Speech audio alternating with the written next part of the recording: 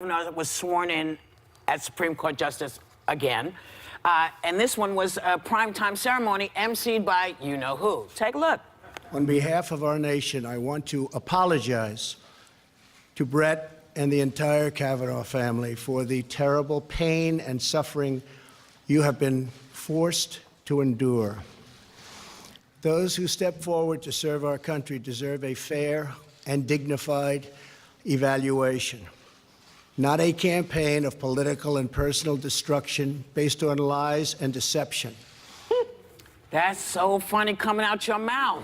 That is just so funny coming out your mouth. He also said that Kavanaugh was proven innocent, which of course is not true, but, you know, does any of this matter? I mean, is anybody surprised? I mean, they said they were going to put him in no matter what. They were very clear, so he's in. So now where do we go? That's the question. What happens now he's in? The where we go is midterms are coming, hands down. And I will say that this morning my husband texted me this poll, New York Times, Siena poll. Every vulnerable Republican seat is now way up. Blackburn is now 14 over Bresden, Cruz 12 over O'Rourke, Heller 3 over Rosen. So there have been real life ramifications. And Heidi Heitkamp, who took the bullet, ended up not voting for him. She's now down 12 points, which that was okay. between That's 4%. Okay.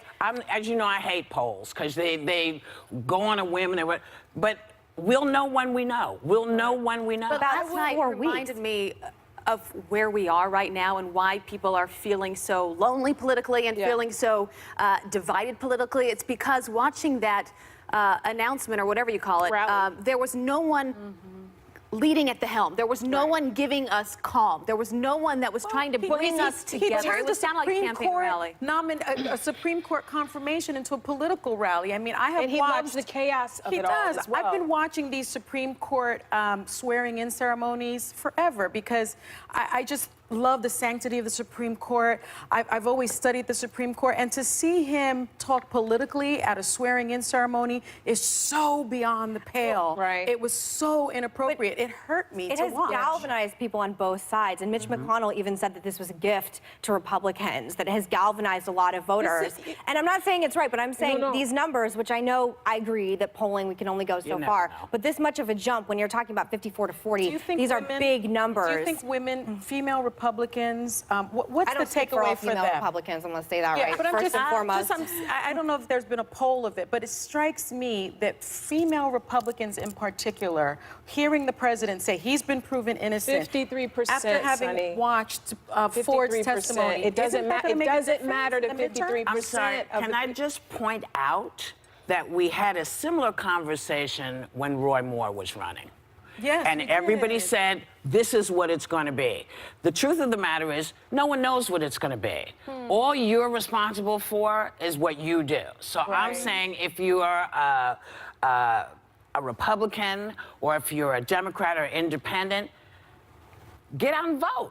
Make your voice heard. The media and everybody will say, well, this is what's happening. And I think oftentimes it's put out there to make you feel like, well, why am I even bothering? On either side. On either side. No, it's a great point. So, I think what bothered me most about it last night was, first of all, it was ceremonial, which meant it didn't have to happen. He got sworn in on Saturday. So they did this little dog and pony show so that he could trot out his guy. It's like, rah, rah, we won. Yeah, it's like the gloating of it bothered me.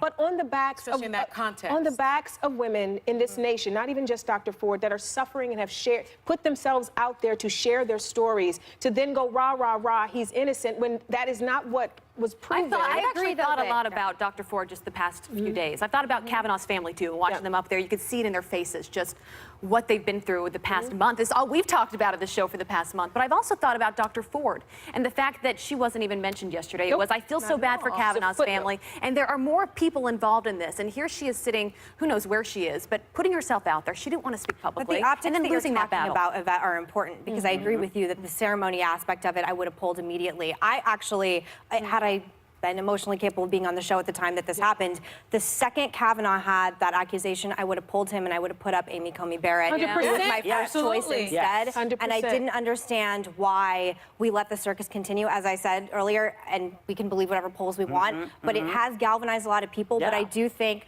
for conservative women, we are being asked questions right now that are very hard to answer in a lot of different ways. But I would have left out, I 100% agree with you, that optically it was toned down. But it was done for a reason. Oh, yeah, it was done for a and reason. it's the To energize question. the base. Well, it's not even the base. It's to a take a victory reminder. lap, man. It's a reminder, you know, and that's why it's interesting because, again, one of the things that we've been saying on this show for the last couple of weeks is that, you know, sexual assault doesn't care how you vote. Right. No. So this is something that is primarily about women and being believed. And so when he said to who's the Al Franken, you should have stayed. You know, you got out too soon. Trump said that? Yeah. I don't remember Said you that. should, oh no, that was a couple of days ago. He said you know if you just denied, you voted should like have a wet denied nation it. or It something. would've gone- You were where you needed to be. Yeah. You know. But also, Joy has also said that Al Franken should come back in. Like, she has publicly on this show many times. We've gotten in conversations about it. So